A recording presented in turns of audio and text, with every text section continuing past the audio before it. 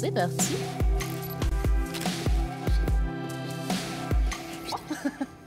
Moi, ce mois-ci, je voulais vous parler, bon, avec un peu de retard, mais du Inktober. J'ai quelques petites recos ou quelques artistes, en tout cas, qui ont attiré mon attention, en tout cas, cette année. Trop cool. Mais je vais quand même remettre un peu le contexte, parce que je pense qu'on ne connaît pas tous vraiment l'histoire du Inktober à la base. Ça vient de ce monsieur, Jake Parker, qui est un illustrateur new-yorkais, et qui a comme clients notamment Ubisoft, Disney, Marvel, des petits clients en soi, Okay, pas beaucoup de travail, on va dire. Hein. Et je pense que du coup, en 2019, il a eu quand même une grosse période où il y a eu beaucoup justement de production pour lui, etc. Et il a eu le besoin de retrouver un peu le plaisir de l'illustration papier, parce qu'il était beaucoup en digital du coup.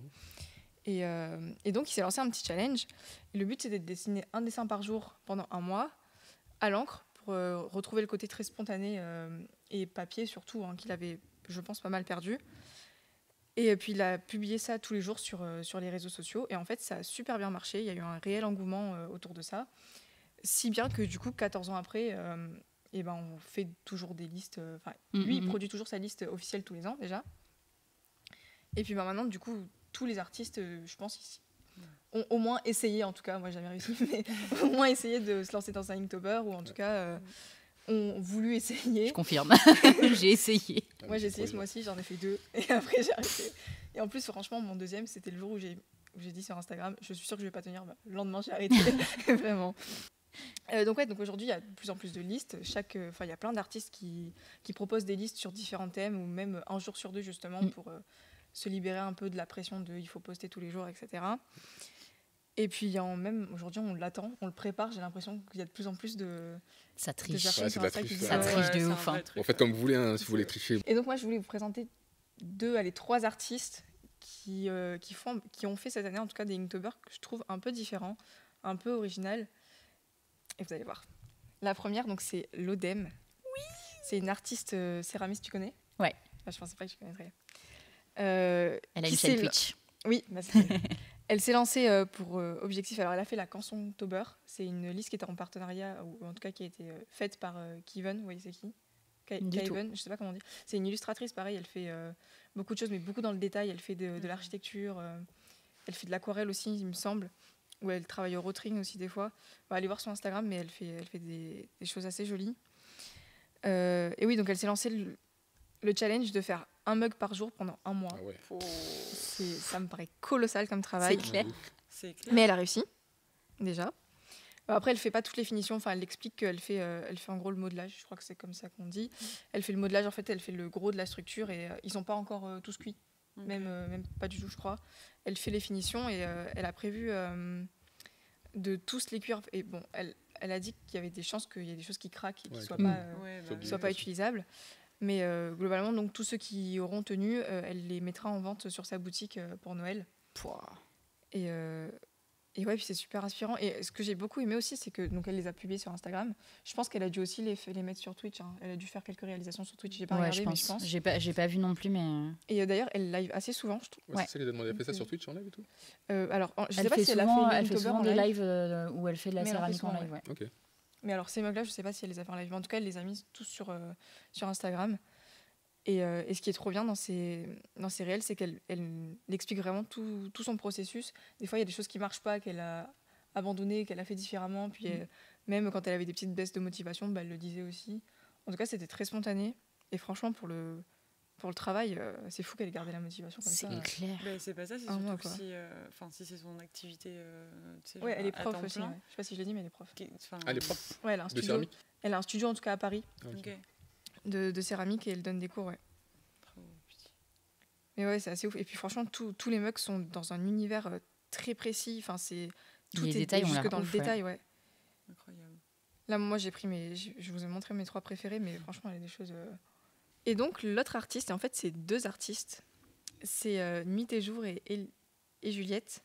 Elles ont fait un Inktober. Et c'est trop bien, elles ont un concept incroyable. En fait, tous les 2 jours, à peu près, parce qu'elles n'ont pas fait vraiment tous les 2 jours, elles prenaient un mot composé, ou alors une expression, et chacune faisait une partie de l'illustration sans savoir ce que l'autre fait. Et ensuite, elles les mettaient ensemble. Et je trouve ça juste trop bien, trop déjà cool. de le faire à 2. Ouais. C'est trop cool. Le principe, il est vraiment chouette. Et c'est... Ouais, je sais pas, déjà j'aime beaucoup leur style. Alors, Nuit et Jour, c'est une artiste que je suis depuis assez longtemps. Elle a un style très poétique, très doux, je trouve. Et du coup, un peu naïf. Ouais, voilà, clairement, ça, là, elles sont toutes les deux dans un style très naïf. Et Juliette, je la suivais pas avant, donc là j'ai découvert son travail. Mais pareil, et elle a fait un livre pour enfants, là je crois, qui est sorti il y a pas si longtemps. Donc ouais, elle a un univers beaucoup plus enfantin. Mais j'ai trouvé le concept trop cool. Et juste, j'aurais aimé qu'elle mette la liste pour que tout le monde puisse la faire. Là, je pense que c'était pas trop prévu. Enfin, je sais pas si c'était prévu ou pas. Mais elles l'ont annoncé, du coup, je crois, le 1er octobre qu'elle faisait ça. Ouais. Et c'est dommage, je trouve que ça aurait été cool que tout le monde ait la liste et que de voir un peu ce que tout le monde aurait pu produire pour tous ces mots, en fait. Ce serait cool que l'année prochaine, si elle pense à le refaire, une liste, qu'elle donne la liste. Avance, Et il y en a plein. Je crois qu'au total, elles en ont fait 11 ou 12. J'ai pas compté exactement, mais il y en a plusieurs. Elles ont fait le cerf-volant, enfin... vraiment plein de trucs, donc ouais. Allez voir leur Instagram aussi, parce que vraiment c'était trop cool. Franchement, moi je reste trop sur ma faim, je trouve ça trop triste qu'elles en aient fait que 11. Parce que à chaque fois j'allais regarder, je me disais est-ce qu'elles sont sorties le truc et tout, et en fait il n'y en a pas eu assez, je trouve. C'est trop dommage. Et je connaissais pas du tout. Rocco, Salomé, qui a fait. Moi je trouve qu'il est trop bien, ton YouTuber. Salomé, mais je l'ai même pas encore montré. Tu l'as pas montré encore? J'ai montré en story, mais j'ai pas encore le. Ouais. Tu les as fait en live? J'en ai fait quelques-uns en live, ouais. Et donc faut aller voir ce que t'as fait et puis que tu finisses. Parce que moi franchement j'ai trouvé le concept trop bien que tu fasses une. Ah ça tease là, tu vas pas montrer? Mais non, je les ai pas. En fait j'ai mis que en story et j'ai fait 2 lives où j'en faisais. Mais je te laisse raconter du coup. Et la Salomé donc. Je crois que alors si je me trompe pas, t'as mélangé. Je suis gênée. C'est ça? Au final non, même pas. Au final je suis restée sur celle de Lozo. Au début je voulais mélanger. Ok, moi je pensais que tu les avais mélangés du coup. Mais donc Salomé a fait sur Inktober, mais sous forme de fresque murale, d'énormes fresques murales. Et c'est trop bien. J'ai mon fresco qui est quelque part. Fresco? Qu'est-ce que c'est que c'est Procreate, mais version Adobe. C'est Illustrator version tablette. Désolée, Fresco. je préfère Fresco juste parce qu'il y a du vectoriel dessus et que c'est. Mais je pense que c'est dans les petits tiroirs de. Bon, j'ai ça. La fresque. Et ça, tu comptes le faire ou pas? Non, là c'est juste un projet pour l'éclate, vectoriel pour la plupart du taf. Mais globalement, j'ai suivi la liste de Lozo, qui est une illustratrice bien trop sous-cotée d'ailleurs. Et voilà, et je trouvais sa liste assez cool. C'est des trucs, il y avait tennis, il y avait sushi, il y avait des burgers, enfin bref, il y avait pas mal de bouffe, donc j'aimais bien. Mais non, c'était cool. Mais promis, je vous montre ça, mais merci beaucoup. C'est très gentil, je suis un petit peu gênée.